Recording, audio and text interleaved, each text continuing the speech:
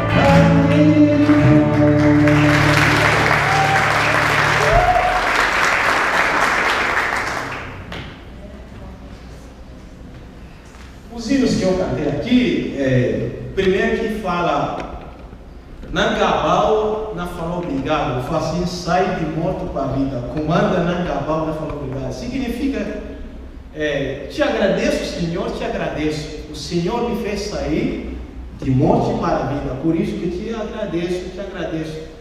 Essa é hino mais cantado na língua guinense. O povo guinense, como nós vamos tratar muito esse hino. Quase todas as crianças sabem esse hino, na verdade. Então é um hino que alegra bastante para a nossa vida.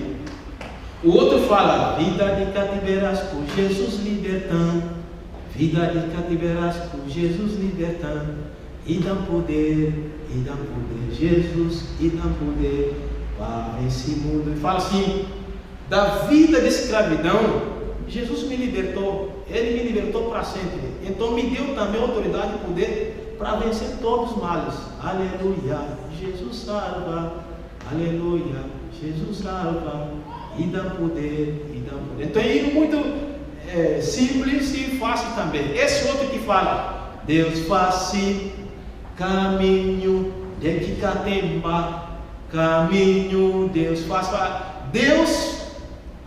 faz caminho aonde não tem caminho. Deus cria porta onde não tem porta. Deus dá solução aonde pensamos que e aí tudo já está tudo acabado. Então Deus faz caminho de Kikatemba caminho. Então lembra que tempo que Moisés saiu de Egito. E esse parte fala que tem muitos exemplos que podemos citar na Bíblia de que todas as coisas impossíveis que Deus faz. Então esse último hino aqui é simplesmente também assim. Nossos hinos, para quem fala português, tem mais compreensão para entender algumas palavras aqui. Então esses são hinos e os ritmos também são muito bem diferentes. Por isso que tá talvez meio assim, mas esse é o nosso ritmo. Ainda é muito bem mais rápido que assim ainda. Talvez só não tenha uma boa animação com os brasileiros. Mas falando nisso tudo, irmãos, que Eu queria ler aqui. Irmãos que têm a Bíblia podem abrir. João capítulo 12, Evangelho de João.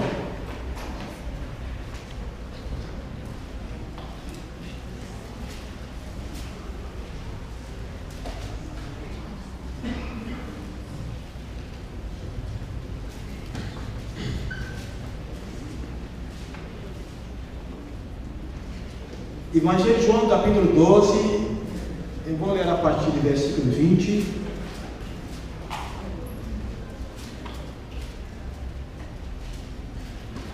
até 26. Ora, entre os que subiram para adorar durante a festa, havia alguns gregos. Estes, pois, se dirigiam a Filipe, que era de Betsaida, de Galileia, e lhe rogaram: Senhor, queremos ver Jesus. Filipe foi dizendo ao André, e André e Filipe, ao anunciar a Jesus, responderam Jesus: é chegada a hora de ser glorificado o Filho do Homem. Em verdade vos digo, se grão de trigo não cair na terra, não morrer, fica ele só, mas se morrer, produz muitos frutos. Quem ama a sua vida, perde-a. Mas aquele que odeia a sua vida neste mundo, preserva-la para a vida eterna. Se alguém me serve, siga-me. Aonde eu estou, ali estará também o meu servo. E se alguém me serve, o meu Pai honra. Amém? Eu queria levar toda a igreja para uma reflexão muito importante que nós acabamos também de ouvir aqui a respeito de missão da nossa vida, da nossa conduta própria em si, dia a dia. Eu passei aqui no Brasil bastante tempo, 5 anos, mas desses 5 anos eu falei muitas coisas a respeito de missão. Eu passei bom par de tempo falando, fui convidado a falar a respeito de missão.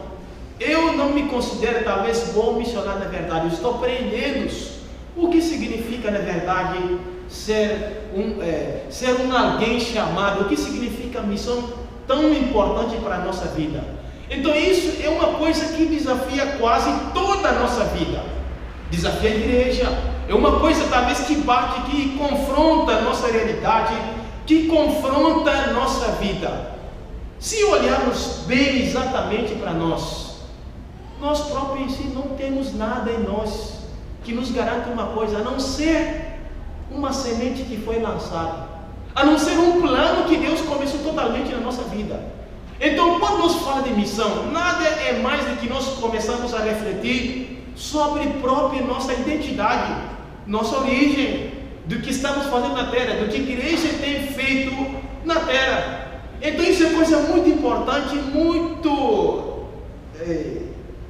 interessante, para que todos nós podemos refletir sobre nossa vida. Não deve ser, na verdade, um dia especial, uma programação simplesmente depois que acabou, foi embora. Se a igreja se silenciou, nada está mais no coração do povo, acabou-se embora, vamos esperar ano que vem. Não deve ser isso que é o objetivo da igreja. Não deve ser isso que é a realidade de missão. E quando nós estamos vivendo 24 horas pensando na nossa origem, no trabalho, no propósito, aquilo que nós fomos passados de gerações a gerações. Eu aqui somente escolhi esse texto aqui para falar uma coisa muito interessante: o valor de semente. Jesus se qualificou como um semente. Na nossa cultura, que eu sou africano, eu sei muito bem o que é semente. Nós fomos ensinados desde pequeno que semente, ninguém come semente. Semente não é comido, não. Semente não é vendido também. Semente não é barganhado também. Semente, ninguém mata um semente. Semente, só que semente morre para dar vida. Ninguém consegue matar um semente. Quem é semente? Eu? Você? Nós? Igreja? É um semente. O maior semente já foi embora, já morreu e deixou trabalho para nós. Agora, quem na verdade que fica com esse semente, na verdade, que pensando em si de que, bom, não sei como é que eu vou fazer na verdade com esse semente, na verdade. Nós Somos igreja, um semente. Semente para ter fruta, para dar fruta, ele precisa de morrer. Se ele não morre, ele fica sozinho. Se ele não morre, fica. Aqui Jesus achou um caminho tão fácil para explicar para os discípulos o que ele vinha fazer na terra, na verdade. Ele não vinha como um político, não vinha como se fosse um general.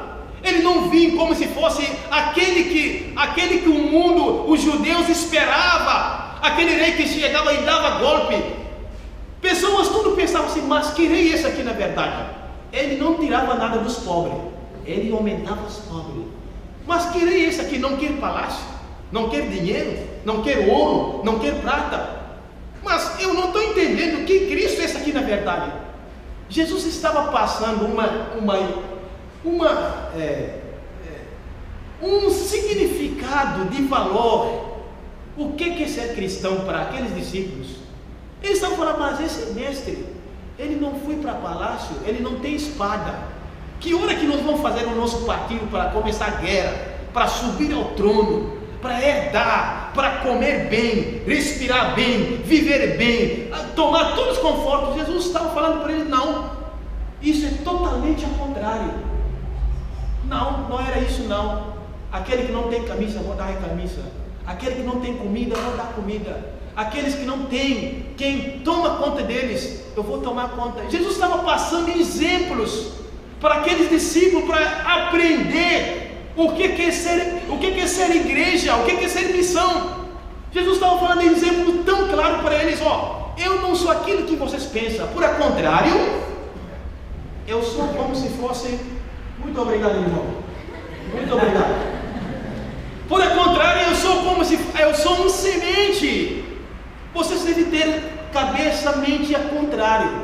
Eu não sou aquela pessoa assim. Eu ficava tão preocupado, eu não conseguia entender um Deus habitando no meio dos homens, tomando forma humana, sentindo fome. Olha, um Deus emprestando o ventre de uma mulher, um Deus emprestando lugar para nascer, um Deus emprestando jumento, um Deus emprestando lugar para fazer ceia, um Deus emprestando tudo.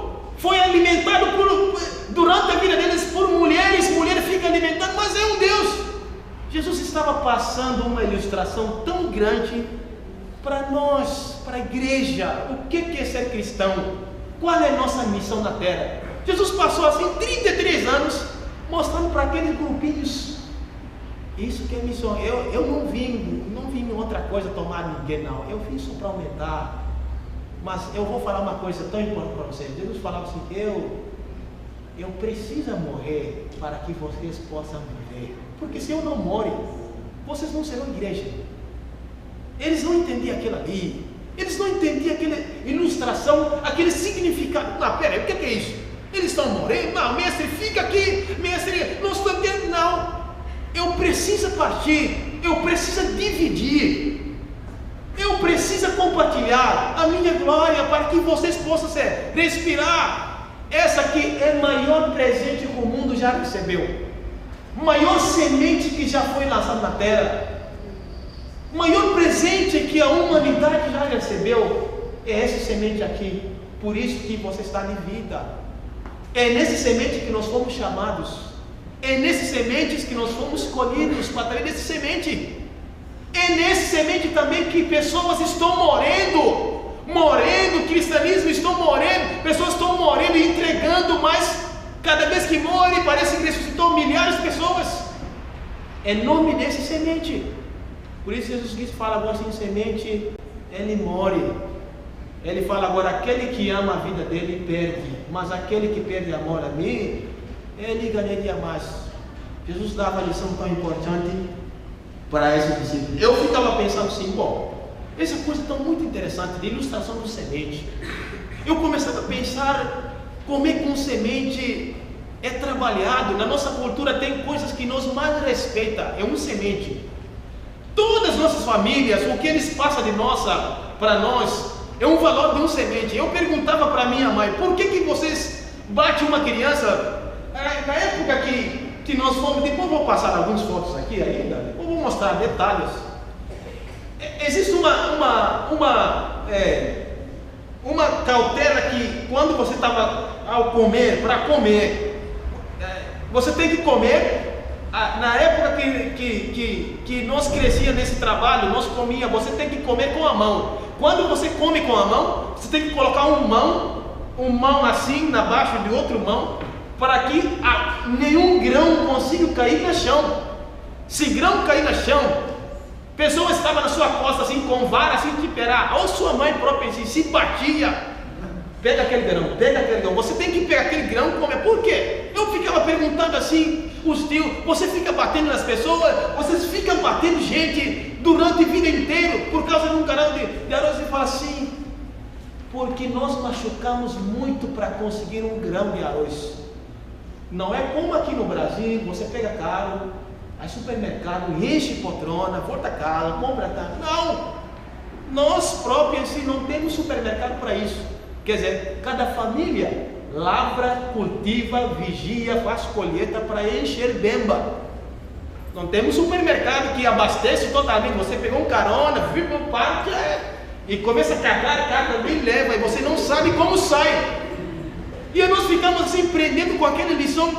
Eles não deixavam nenhum grão de arroz para cair no chão. Você tem que pegar aquele grão, limpar e comer de novo. Parece que é uma maldade que ele fazia. Mas eles estavam passando para nós o valor, o que custa, preço. Na época de chuva, meu país chove em 6 meses. Pessoas perdem braço, cobras venenosas, pica algumas pessoas, morrem. Tem muitas pessoas com cicatriz no corpo, só na tentativa de buscar uma coisa para sobreviver, só na tentativa de buscar um lugar para plantar e colher e esperar aquilo que planta. Quer dizer, um semente tem que ir naquele lugar.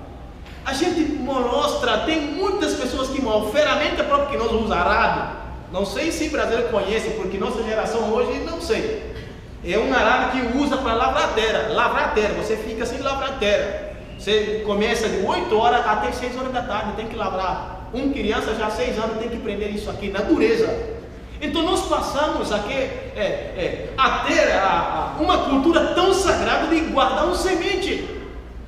Eles falam assim para nós, a casa pode queimar, roupa pode acabar, os galhos tudo pode ir embora, mas semente nunca pode faltar no meio de uma clã, de uma família, no meio de um tribo.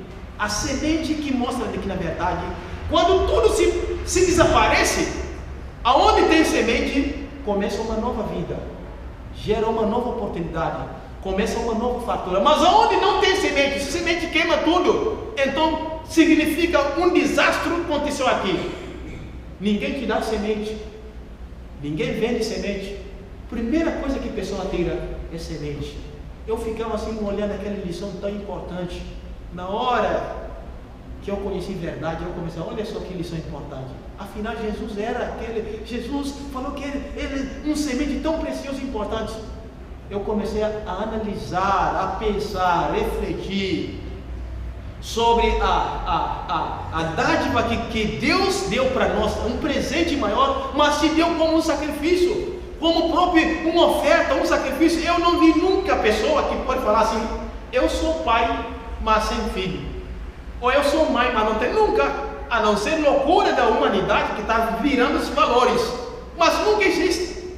Para ser pai, você tem que ter um filho. Para ser mãe, você também tem que ter alguém. Para ser uma avó, significa que seu filho é o filho que você tem e gerou outros filhos. Então, semente também dá essa continuidade na nossa vida. Isso é nossa vida cristãos na face da terra. Cada vez que eu tive a oportunidade de falar meios dos brasileiros, eu vivi na África 28 anos. Nós vivemos comemos uma refeição por dia. Você come 3 horas de tarde, espera até 3 horas da manhã. Você sai na mata caçando todo tipo de animais que parecem para comer. Assim que nós ficamos, mas mesmo sendo crentes, que anda 9 quilômetros em busca da igreja, que chega na igreja, que faz culto de 4, 5 horas de tempo. Ainda bem que país que não tem luz, que anda com lanterna nas mãos. Igrejas que nós congregava, cultuava assim, não tem iluminação, não tem essa beleza, não tem nada disso. quem que estava pregando na frente, ele só tem uma vela acesa. Lucas capítulo 4, todo mundo buscava com lanterna. Lucas capítulo 4, todo mundo buscava com lanterna. João, assim que a gente fica assim que eu passei de 15 anos até 28 anos de idade. Eu cheguei no Brasil, parecia que eu estava totalmente perdido com aquilo que eu vi. Eu comecei a questionar para o meu pastor. Eu falei, assim que vocês vivem aqui? Ele falou, assim que vocês são cristãos assim? Vocês são maravilha demais. Vocês, aqui é um paraíso. Olha essa igreja. Eu entrei na igreja e assustei. Primeira igreja que eu entrava lá na Valadares, primeira igreja porque eu fui lá no centro, é uma igreja grande da Assembleia. Aquela igreja toda grande, parece um estádio. Eu falei, assim que vocês passam o resto de vida? Ele falou assim, mas vai ver o que está acontecendo.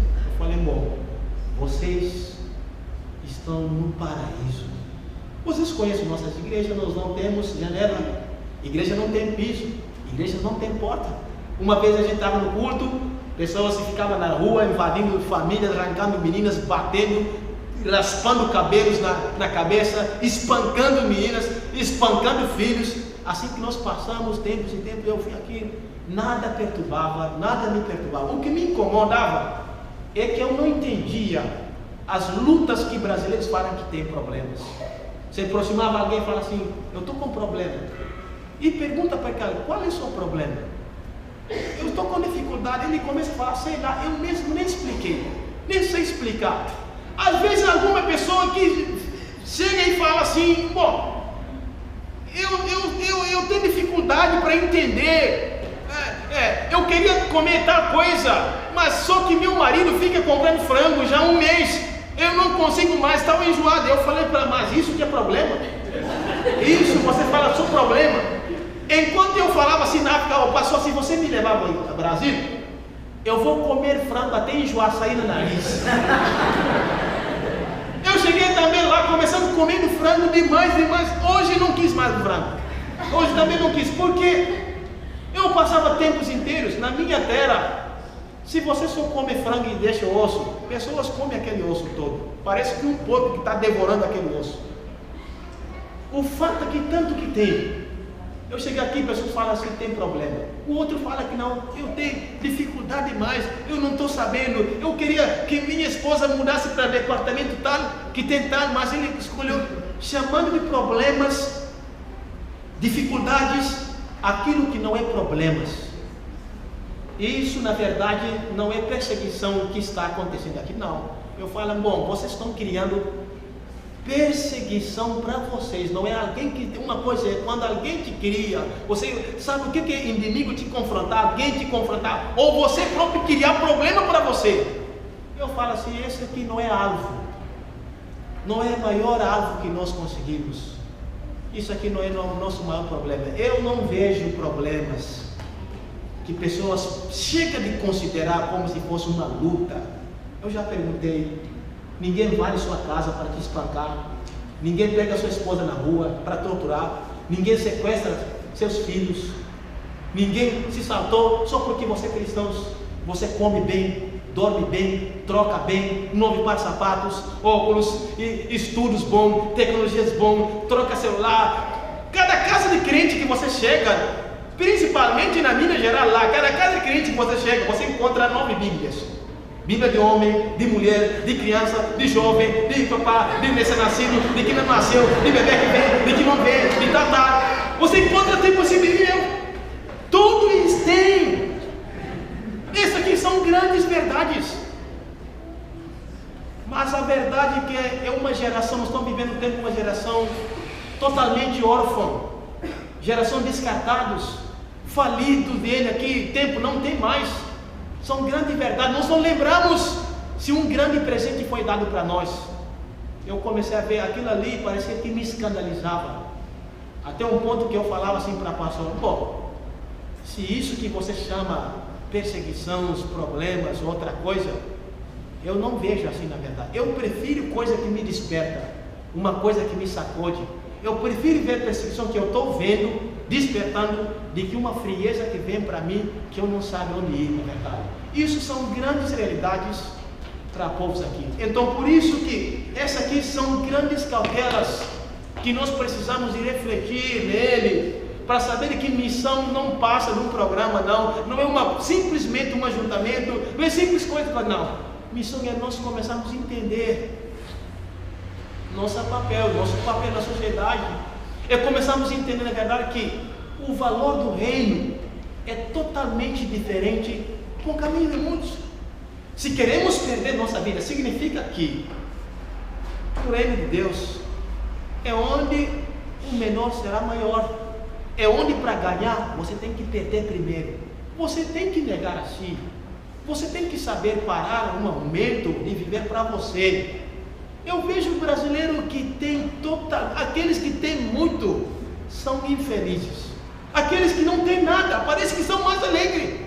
Você tem o bastante, principalmente eu considero todo cristão em Cristo, ele é rico, ele tem bastante. Você merece ser alguém feliz, alguém alegre, principalmente que ninguém mais se incomoda, ninguém te tira nada. Você viu vídeos que foi passado aqui. Meu país, por ser um país que não persegue cristãos, estados não perseguem cristãos, por ser um país laico, mas só que nossa perseguição é nossa família. Eu converti 14, 15 anos de idade. Meu pai teve 22 filhos. Minha mãe casava, meu pai casava quatro mulheres. Naqueles 22 irmãos, nunca ninguém entrou em igreja. Entrar em igreja para nós é tipo escândalo maior que você cometeu na sua vida. É tipo loucura grande que você cometeu. Uma coisa quer dizer, os pais fazem de tudo para te espancar e matar. Se um pai está matando um menino, o governo não entrega. Aí ele só pergunta, é que é filho dele? Sim, é filho dele. Deixa ele se vira, se mata. Ele vai embora. Estado não entregue, não tem lei que entregue. É coisa totalmente nojenta. Naquele tempo eu estava com 14, 15 anos de idade alguém pregou para mim, missionário que pregava, brasileiro, pregava para mim, sou João 8,32. Conhecer verdade, verdade te liberta. Eu comecei a falar, esse branco é doido. Eu não conheço a verdade. Esse branco está aqui no meio de nós só falando de verdade. Ele começou a pregar assim somente. Ele perguntou se eu quis. Eu falei, não. Essa coisa para nós, nossos pais falam que nunca nós podemos ter parte, fazer parte desse povo. Porque aqui, se eu entrar aqui, vou gritar para nunca mais ir para, vou virar um doido. Assim que nós ficamos totalmente opostos, a contrários. Mas enfim, eu comecei a refletir, aquela palavra causou grande impacto em mim. Eu comecei a voltar agora buscando aquele branco missionário. Eu comecei a falar assim, por que você estava lendo para mim? Ele falou, não, eu senti que Deus próprio me estava direcionando para ler esse versículo para você. Eu falei, bom, essa palavra me incomodou demais. À noite eu não consegui dormir bem. Parece que nunca alguém me contou algo tão importante na minha vida. Ele começou a me falar muitas coisas. Romanos 9, começou a falar muitas coisas. Eu converti, falei, bom, se esse aqui é de Deus, eu quero esse aqui. Só que minha família não quis. Minha mãe tem 3 filhos, eu sou o mais pequeno, 14, 15 anos. Minha mãe chorava a noite inteira. Você é burro. Você foi cidade para estudar, não para ser enganado por um branco que você não parece ser demônio, que te engana. É um branco que está, você não sabe onde sai. Ele te engana, ele te coloca, você prepara a sua aldeia, vai te matar. Eu, naquela altura, eu fui chamado nas aldeias. Na aldeia tem os chefes de aldeias que julgavam pessoas. Tem um lugar, que é uma árvore bem grande. Debaixo daquele árvore tem bancos ao redor, tipo um bancada, bancada. Se alguém é criminoso, é julgado lá. Se alguém é pego no furto, na ladrões, tomou a mulher do outro, é julgado, é condenado. Igual antigamente. Pessoas que maravam no lago e se torturavam até morrer. Eu fui chamado naquele lugar somente para a aldeia saber assim, por que você entrou em igreja, mas nada. Eu fui lá, chegou a 3ª carta, eu falei assim, pastor, eu não tenho coragem não. Se eu for lá, eles vão me matar, eu sei. Eles vão me matar, eu não posso ir naquele lugar. Eu busquei todo jeito, chegou 4ª carta mais para mim. Minha mãe falou assim: agora eu não estou mais. Não tem como defender você diante dos homens, aqueles homens que eram medrosos, homens de barbas, homens velhos que estavam naquele lugar, só que julgava casos. Eu tomei coragem, tão corajoso, e falei assim: mas eu vou. Eu comecei a pensar assim: meu pai nasceu lá, meu avô é de lá, minha mãe é de lá, eu também, André, nasci naquele lugar. Então, se eles vão me matar, se eu na verdade tenho um chamado que Deus me chamou para a sua obra, Deus sabe, Ele é soberano. Eu fui naquele lugar.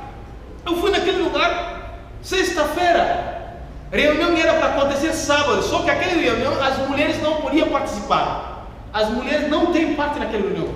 Mulher ficava a tanta distância lá longe, ele ficava só escutando. Minha mãe escondia. Onde a minha mãe escondia? Atrás de uma palmeira. Eu estava olhando, minha mãe escondia, balançava a cabeça. Ai, meu filho, esse é doido.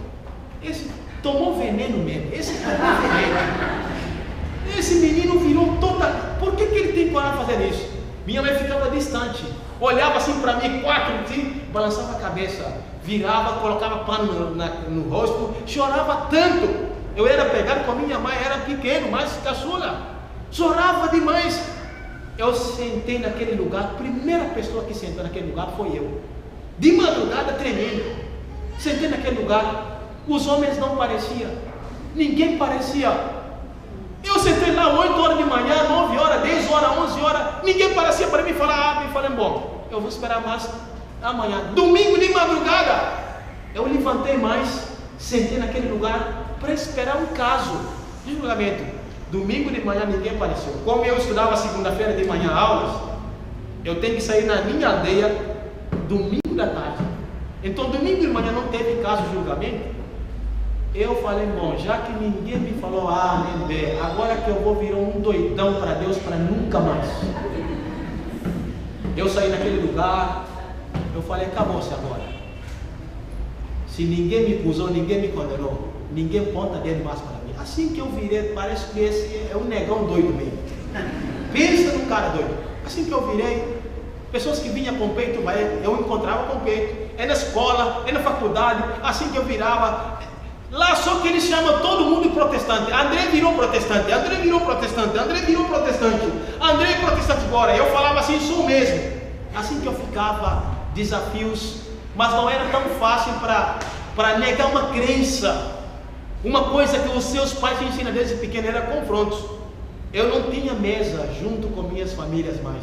Eu era filho descartado, não podia participar. Não tem coisa tão humilhante de que sua família própria te fala assim: você não tem parte mais aqui. Tinha coisas para comer, festa, eu não podia participar. Eu pescava peixe, assava peixe e comia assim. Pescava peixe e vendia peixe para comprar roupas. 14, 15 anos. Eu chorava demais sozinho. Eu falava: mas e aí? O pastor falou que se alguém converte, será feliz, as coisas maravilhas vinham, tudo. Mas por que eu estou recebendo essas pedras aqui? Eu chorava tanto que eu não duvidava desse fé, eu duvidava. O pastor chegava e falava a mesma coisa assim: André, assim, esse é o caminho que Deus preparou para trilhar. Esse é o caminho que você não deve negar. Algum propósito tem no final. Eu falei: mas assim, eu sou pequeno, 14, 15 anos, por que Deus faz assim então? Por que Ele não faz com você assim? Você que é pastor, deveria tomar esse cargo. Ele falou: você é André, eu sou Joanito. Nós não somos coisas iguais não. Um Deus que nos une, aquilo que nos une não começa na terra, começa no céu. O que nós somos não começa aqui. Ele começou a falar assim: eu ganhei coragem e aguentei. Assim que nós começávamos, nossas igrejas passaram dificuldade, eu era primeiro convertidos. De repente, a sociedade, minha mãe começou a me perguntar: por que você tem coragem de fazer? Eu falei: minha mãe, eu não tenho coragem. Eu senti uma mudança. Esse é o plano de Deus. Minha mãe foi para a igreja, converteu, batizou. Meus primos me testavam. Eles faziam um teste, eles faziam sempre um teste para alguém. Dizendo: ele converteu sim, nós vamos saber. Sempre tinha rituais. Eles matavam bois, festa 15 dias. Naquele 15 dias que aconteceu aqueles festas rituais, eu não tocava nada. Não tocava nem carne, nem bebida, nem nada deles, não tocava. E eles estavam atentos para saber se eu vou esconder, comer um pedaço, não, porque são todas coisas sacrificadas a demônios, tem rituais. 15 dias na minha casa, eles estavam vigiando se eu vou tocar uma coisa, se eu vou pegar uma coisa, comida. 15 dias também, eu só vivia do mar, pescava, pegava aqueles caranguejos, assava, fervia, outra hora comia, comprava pão ali. 15 dias, meus primos falavam assim: esse menino mudou, ele não tocou nada aqui. Como é que pôs no meio de um banquete, no meio de uma festa, sabura, carne? Ele não tocou nenhum pedaço. Nós vamos saber o que tem. Meus primos começaram a me quedar um passo pequeno, indo de igreja, sabendo, olhando os livros, sistema, coisas assim. Meus primos hoje estão na Europa, escreveram carta para mim: André, nós estamos no mesmo caminho, nós não sabemos que prazer, que maravilha de uma pessoa ser feliz, ter um Deus, reconhecer uma gratidão, uma graça que Deus derramou para nós. Eu só respondi no e-mail: que bom que vocês chegaram à conclusão disso hoje. Mas para resumir isso, irmãos, em todas as nossas vidas, alguém tem que ser primeiro. Alguém tem que começar. Talvez você que está aqui, você tem que começar. Você tem que perseverar. Alguém tem que ser primeiro. Talvez primeiro a sacrificar, primeiro a dar vida. Alguém tem que ser, sempre tem que ter primeiro. Nunca podemos ser primeiro todo, tem que ser alguém, tem que começar. Hoje estou feliz de minha cidade, minhas cidades mesmo, jovens, buscando fome de Deus, fome da palavra, sabendo que nós queremos verdade. Isso me moldava tanto que eu falei assim: bom, eu quero estudar no Brasil, eu quero formar, fazer seminário, preparar para servir minha nação, meu povo. Nada me tirava esse sonho tão grande. 5 anos passou, vinha do Brasil e voltava. Eu falava, mas André, você lembra seu alvo? Sim, eu lembro. Qual é o seu alvo? Eu queria preparar. Eu não queria seminário na NAS, me leva a sua terra, na verdade eu queria preparar mesmo. Um dia ele falou: bom, eu vou fazer caso. Pediu bolsa, eu estou aqui estudando 5 anos, desde 2010, estou no último tempo, último finais. Confesso com vocês que eu fiquei envergonhado, principalmente com modos, igrejas brasileiras que têm tanta potência, tantas forças, tantos homens de Deus, mas que a grande verdade é que você tem que pegar uma coisa e mastigar bem, para saber onde está a verdade. Brigas, problemas, puxa, aonde está? Eu falei que é preciso despertar gerações, nossa vida, porque a vossa cultura interpreta mal o que é sofrimento. Sofrimento, para aqueles que foi chamado, os eleitos, não causa problema não. Sofrimento não separa de gente de nada. Eu fico vendo crentes em Jesus Cristo, mas temem, vivem tudo para falar assim: eu não consigo sofrer. Mas como que você tem um corpo que você não consegue sentir dor? A dor não vem para nos matar, mas vem para nos despertar também. É preciso renúncia. A renúncia na nossa vida, ele nos faz evitar de buscar Deus nos lugares errados. É preciso sacrifício. Pessoas que querem viver um cristianismo, mas não querem sentir dor, não querem provar um sofrimento. A pessoa que não tem confronto, ela não cresce, ela fica na meninice. Então, cultura que vocês muitas vezes carregam é uma cultura que não aceita a verdade, que interpreta todos dores, não. Todos dor é um sinal de derrota. Nem sempre é. Dores às vezes vêm para nos erguer, para nos fazer acordar, despertar. É isso que está acontecendo às vezes, que nós não queremos aceitar desafios que chegam para a nossa vida, as coisas que queremos abraçar que é totalmente oposto contra Deus, as coisas que nós queremos, às vezes que não é vontade de Deus, nós ficamos em muitas guerras e muitas brigas. Eu mesmo, com a mesma palavra, e falo sempre: igreja brasileira precisa ter muita coragem.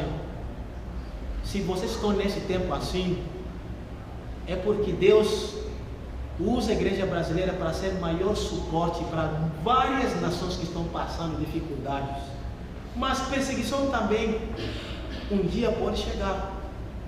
O tempo vai vir. Eu estou vendo já muçulmanos deixando a Europa, deixando a África, buscando a América do Sul. Aqui no Brasil já está tendo mesquitas muçulmanas. Agora, para saber, não tem povo mais chato como o islamismo. Você mora assim, mora assim. Quando eles são assim, parece como um espinho. Você morava assim. Para muçulmanos, um cristão é como um porco. Eu já morei de perto com muçulmano, e se ele levantasse de manhã, nunca cumprimentava um cristão, bom dia, como é que está, não. E nem vai te encontrar com você no mesmo caminho, porque é um sinal de maldição totalmente. Aquelas práticas que eles fiz, nos desperta. Espera aí, eu sou crente mesmo, por que eles estão fazendo assim? Todas essas coisas assim, eles não despertam a nossa vida. Missão é abrir mão da nossa vida, é renunciar a nossa vida. Eu coloquei algumas fotos aqui. Pode ajudar ali. Pode deixar aí. Não. Isso aí. Essa aqui eu coloquei algumas fotos para. Tem como pagar essa aqui? Está bom. Se imagem também. Essa aqui é. Isso, um pouco assim. Essa aqui eu coloquei só algumas fotos para mostrar aqui. Essa aqui é a capital da minha terra, do meu país. O comércio lá é muito mais livre, nas ruas, nas estradas, assim. Eu só coloquei para ter alguns sons do que meu país. Minha terra fica perto do Senegal, perto do Marrocos, igual perto tipo Europa, assim. Países próprios que Senegal, Marrocos, Nigéria. Meu país é cercado de todos os países que têm regimes muçulmanos que imprimem. Então, minha terra, durante 5 anos, cresceu um número de islamismo totalmente grande. Quando eu ouvi essa notícia, meu coração arde mesmo. Parecia que eu estou aqui no Brasil, comendo bem, engordando, dormindo, ventudo, trocando, cheirando bem. Mas meu povo está tomando por uma totalmente heresia. Aquilo me machucava demais. Quando o pessoal me pergunta, André, quer voltar? Eu falo, até amanhã, eu quero minha terra. Eu quero levar essa semente. Semente mole para dar vida. Essa aqui é a estrada de minha terra, pode passar ali. Essa aqui que eu nasci nessa cidade. Essa cidade aqui, nome Cachel, é a primeira cidade na costa ocidental da África que os escravos saíram para a Europa e aqui no Brasil. Essa aqui é um terço do mar. Se você sai assim, já pega o Oceano Atlântico. Então essa é a primeira cidade onde os portugueses descobriram minha terra. Então quando chegavam aqui, esse é o primeiro lugar.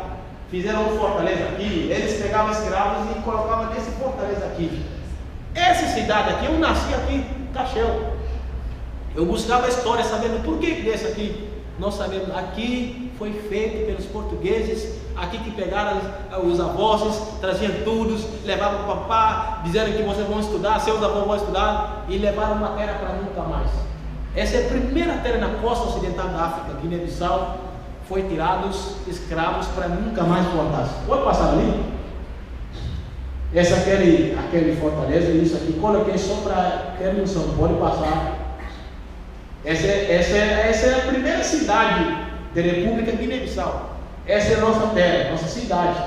Aquele casa lá no fundo, lá, que está lá perto daquele palmeira, é a casa do meu pai. Lá que eu nasci, cori, lá que eu cori tudo num pelado, cori, durante menines, pulei assim, tudo lá assim, lá que nasceu 22 meninos. Na época, 6 pessoas dormiam numa cama assim, um mijava, tudo panhava. Um mijava, tudo panhava. Um mijava era assim, nas várias praticamente. É nessa cidade que nós corremos. É assim, pode passar ali? Muito bem. Essa aqui, eu coloquei uma foto dessa aqui, são realidade da África, está sendo comido pelos muçulmanos. A Europa já virou país anticristãos. Nem parece aquela Europa que foi sacudida no século XVI, século XVIII, pelos grandes rivalistas. Essa aqui, muçulmanos fazem oração, principalmente sexta-feira, a oração mais sagrada. Não passa carro na estrada, todas as lojas é obrigado a fechar. Tudo tem que fechar. Você pode estar no seu carro, você vai xingar até, mas não faz nada. Ele faz oração de meio-dia. No meio daquelas pobrezas, todos. eles investem dinheiro para construir megas mesquitas, enganando, comprando fé das pessoas da gente. Eles fazem mentira como se fosse verdade. Essas aqui são grandes verdades, enganando as pessoas, comprando todo tipo de gente. Eles são grandes. Então nosso desafio é esse. Principalmente eu assim, quando eu olho essa coisa, parece um choque que eu recebo mesmo, parece uma cobrança tão grande. Tem muitos amigos assim, e também tem grandes pastores que são muçulmanos que converteram, grandes pregadores. Um amigo, principalmente, que já vinha aqui na Valadares, ele dirigia a oração na mesquita do templo, mas um dia ele questionou a fé. Ele perguntou para o pai dele: você fala a fé de Islã assim, assim, assim, mas se nós morremos, para onde nós vamos? E o pai falou assim: aí Deus decide para onde vai. Ele ficou com dúvida. Quando ele perguntou para um dos nossos colegas ali, que está estudando lá na BH, esse evangelista, ele perguntou assim: peraí, vocês são cristãos? Sim. Se vocês morrem, para onde vai? Esse amigo falou assim para ele: se nós morremos, eu já morri, eu não vivo mais. Ele espantou: mas você morre sim. Eu, já no João Cifra, já morri para Deus. Esse colega, esse muçulmano ficou assim, voltou para casa duvidoso, pensando: eles já morreram, por isso que eles estão felizes, alegres. Eles já morreram. Ele perguntou ao pai de novo: mas se eu morrer, para onde vai? Ele fala: Deus decide. Essa decisão levou aquele amigo muçulmano, abandonou a assistência no templo mesquita, foi na igreja. Lá naquele tempo era a única igreja evangélica dos ingleses. Falou assim: eu vim aqui convertendo para seu Deus. Ele converteu. Nós já morremos. Então isso aqui são grandes causas assim. Pode passar ali, por favor. Muito bem, pode passar. Tá, vocês estão olhando aqui? O que tem aqui? Essa aqui são grandes realidades também. Essa aqui é um rato grande que pessoas comem. Eu, André, já comi isso aqui demais na minha vida. Assando rato assim, comendo. Porém, no meio de fartura, você não faz isso. Pessoas que casam rato, já mostrei isso aqui. Eu não tenho vergonha, já mostrei muitas igrejas aqui. Eu falei: sabe o que é isso? Essa aqui, sabe o que é isso? Essa aqui nós comemos muitos anos. Crentes, cristãos, na casa, família, mãe, pai, cozinha, e come isso aqui, que serve mesmo Deus.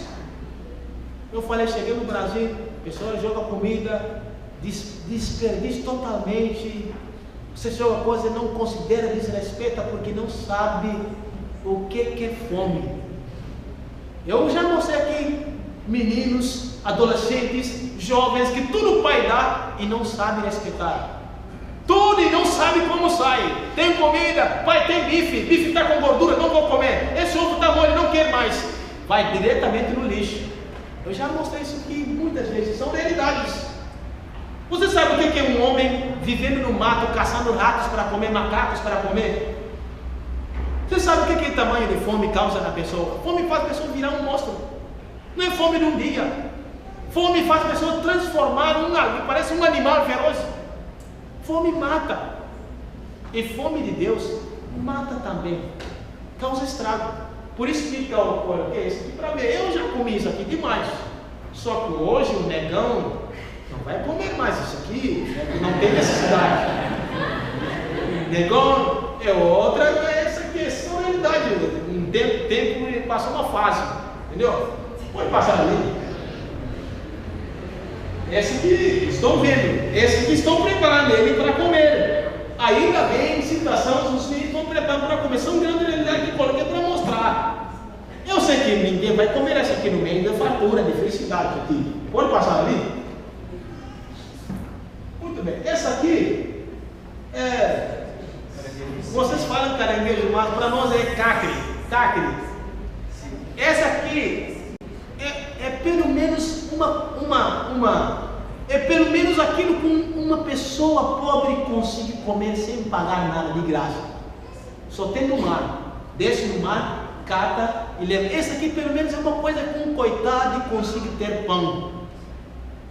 Já passei o resto da minha vida mastigando esse aqui, brigando com a minha mãe. Mastigando, brigando. Por que nós comemos só isso aqui? Você não tem nem um frango, nem um carne no mercado. Ele olhava assim, meu filho, onde sai esse negócio?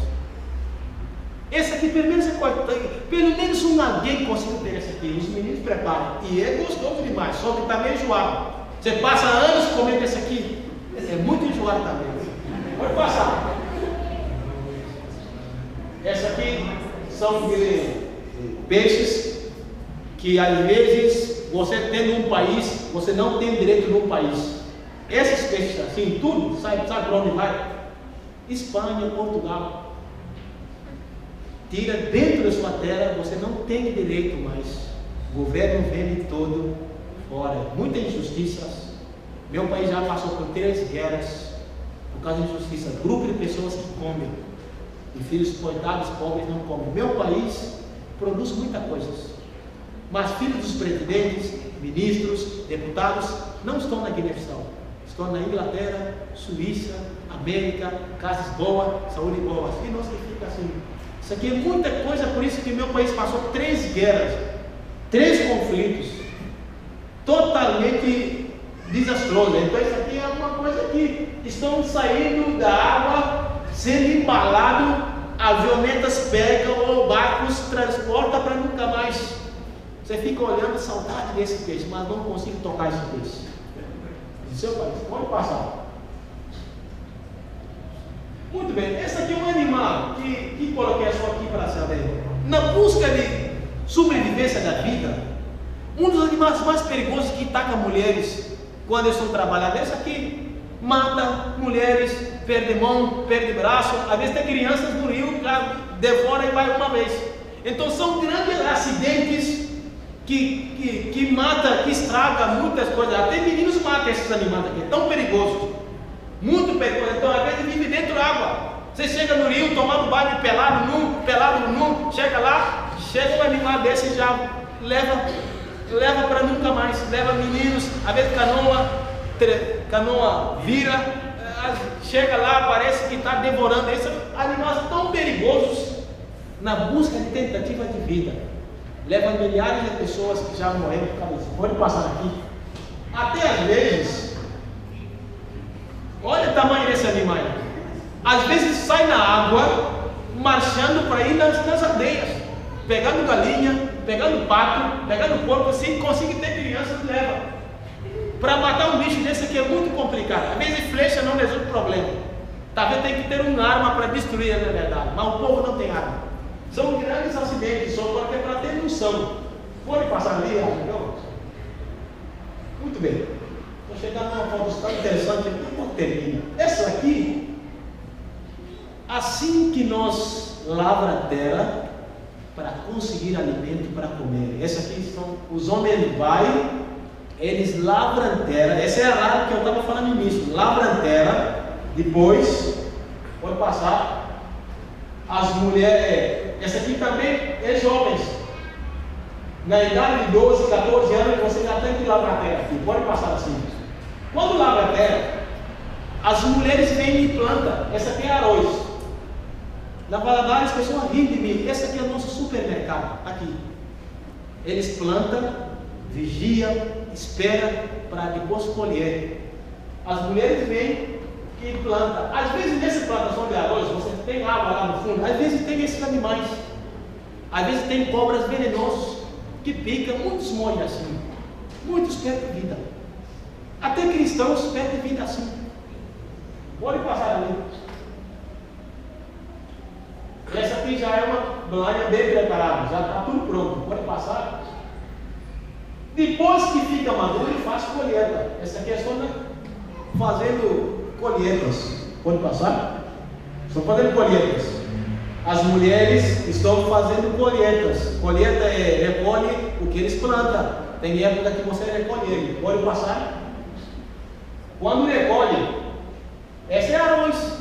Talvez você não sabe, arroz que você come no mercado, supermercado, que você come empacotado, ela começa assim. Não cai do céu pronto, não. Começa assim. Trator prepara, máquina prepara, leva, tira a casca, tudo, depois empacota ele, depois coloca no mercado, o negócio chega só e compra com dinheiro fácil, cartão, dá peça, você vai embora e leva para casa. Assim que você fala, mas a nossa realidade é assim, você tem que começar a plantar ele, vigiar ele, fazer colheita, depois que os homens fez mulheres, coloca na canoa, essa aqui é uma canoa atravessa rio, vai buscar ele cheio, e eles carregam no pufo e levam para casa. Tudo é um processo trabalhado duro, vida duro, assim, pode passar ali, depois que leva, eles colocam num lugar assim, eu vou parar só ali, nesse ponto aqui, muito bem, assim que eles preparam arroz, sabe por que ele está assim? Esse arroz aqui, nada pode tocar ele, é semente que é conservada, primeira coisa, semente é tirada, semente não é comida, semente tem que ser plantado para morrer, para começar a dar vida. É na base disso aqui que eu explico à igreja, que nossa vida não passa de uma semente, pode acender luz ali. Irmãos, para eu terminar a minha fala ali, que eu falo à igreja, não podemos viver a vida e não pensamos, reflexão dessa vida, para pensar que nós não vamos passar dificuldade, não vamos sofrer, é engano. Eu te desafio, irmãos, aqueles que é salvo em Cristo, a morte, dores, não é desastres, não é um catástrofes que vem não é problema que vem para nos separar com Deus, são grandes realidades da vida. São grandes coisas que nós precisamos refletir e pensar da nossa vida. Você é um semente de Deus. Você é um semente. Todos nós, mais tarde ou sim, nos vamos deparar com problemas, nos vamos deparar com perdas, nos vamos deparar com sofrimento, nos vamos deparar com dor, nos vamos deparar com muitas coisas. Mas que isso não abala a nossa fé, que isso não causa desânimo, que isso não causa nosso estrago, que isso não nos causa algumas coisas, mas que seja como se fosse um semente na nossa vida.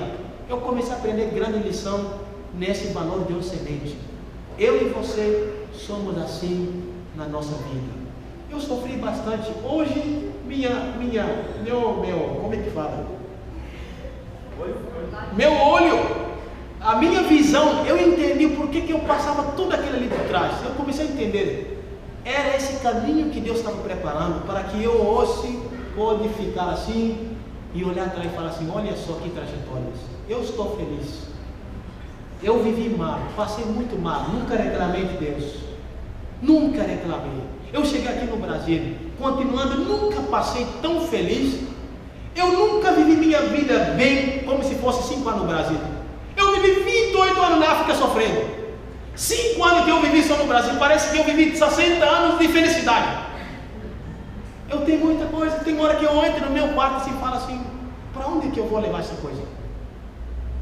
Eu não tinha de comer bem, estou comendo 24 horas. Eu não dormia bem, 6 meninos que dormiam numa cama, eu estou dormindo sozinho. Eu não tinha quarto, nem sequer uma vela, eu estou dormindo num quarto que eu posso estudar de madrugada, 1 hora, 2 horas, 3 horas, luz 24 horas. Eu tenho 9 pares de sapatos, calça nem se fala, camisa nem se fala mais, plano de saúde. Tem hora que pessoas chegavam ali na Valadares e falavam, pessoas por demais que estava ruim. Eu nunca passei aquele tratamento.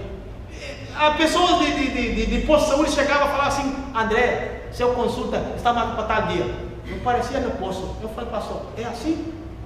Eles te vêm aqui e falar que é assim. Eu fui consultado, me viraram assim, me viraram ali. Eu vou estar falando, pastor, mas assim. E não paga nada. Outra vez mais chegava, outro mês, chegava assim a mulher que trabalha no posto, André, sua consulta, seu exame, com médico e tal. Eu tenho hora que eu ficava assim que vocês fazem aqui?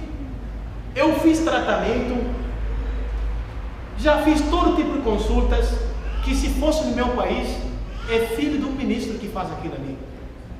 Univale, médicos que chegavam lá, dentistas, odontólogos, chegavam assim, me colocavam naquele maca, parecia que um morto, abria a boca, abria ali, lá, Eles olhavam dente e falavam assim: seu dente não tem muito problema, mas nós vamos limpar ele. Ou colocava aquele máquina,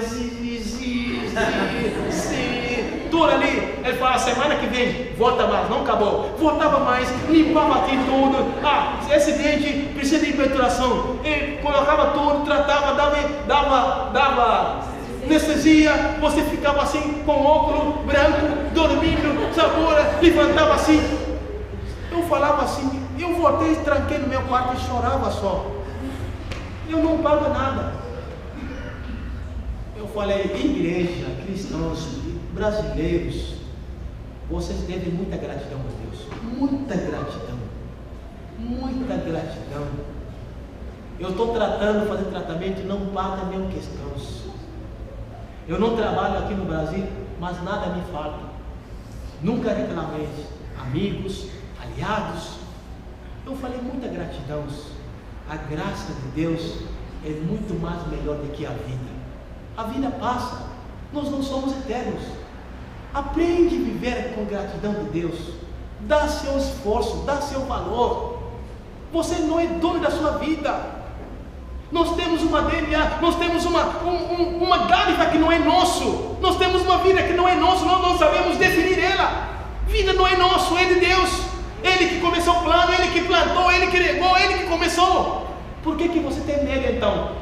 Vivendo para você, é tudo para mim, é tudo para mim, é só para mim, é tudo para mim, eu sou para mim. Você leva onde aquilo ali? Como um missionário fala, o que não falta no mundo é o dinheiro. Só que falta a pessoa que divide, que compartilha, divide peso da vida. Amar como se fosse não houvesse amanhã. Isso é nosso papel. Isso é nossa vida, irmãos. Sejam corajosos, que Deus nos abençoe, pastor. Muito obrigado.